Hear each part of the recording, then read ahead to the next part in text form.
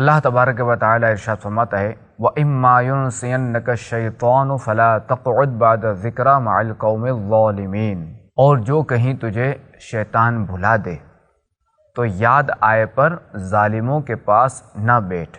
تو اس آیت کریمہ کی تفسیر میں یہ ہے اگر تم کفار کے جلسوں میں چلے جاؤ تو یاد آئے پر جو ہے وہ واپس ہو جاؤ، وہاں ٹھہرو نہیں، وہاں سے اٹھ جاؤ۔ صحیح۔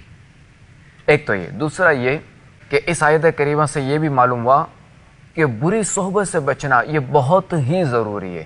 جیسے ہے نا کہ برا یار جو ہے نا وہ سانپ سے بدتر ہے۔ ہاں ہاں ہاں، جو سانپ ہوتا ہے وہ ڈسے گا تو زہر چڑھ جائے گا، زہر چڑھ جائے گا، بندہ مر جائے گا۔ اچھا سانپ جو ہے نا وہ جسم پہ ڈستا ہے، جو برا یار جو ہے نا وہ دل پہ ڈستا ہے، اور وہ جو دل پہ اس نے ڈسا تو اس کے ایمان کی بربادی کا سبب بن سکتا ہے۔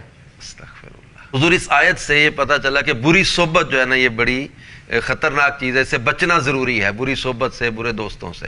بالکل، دیکھیں صحبت اثر رکھتی ہے، اب وہ چاہے صحبت اچھی ہو یا بری ہو، تو صحبت جو ہے نا یہ اپنا اثر دکھاتی ہے۔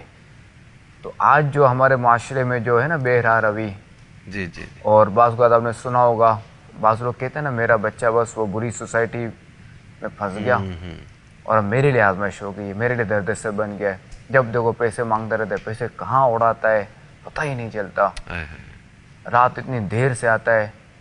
اب میں باپ کہتے ہیں میں پوچھنے کی جرت بھی نہیں کر سکتا، ماں بھی بیچاری پریشان کہ ہم نہیں پوچھ سکتے کہ بالکل شور شرابہ اور اچھل کود یوں حرکتیں شروع کر دیتے ہیں، جھاڑ جھپڑنا یہ سب شروع کر دیتے ہیں، اولاد کے بارے میں بات کر رہا ہوں، تو وہ یہ بری صحبت کا نتیجہ ہے۔ استغفر اللہ۔ تو ہمیں چاہیے کہ ہم اپنی صحبت اور اپنی اولاد کی صحبت دونوں کو اچھی رکھنی چاہیے۔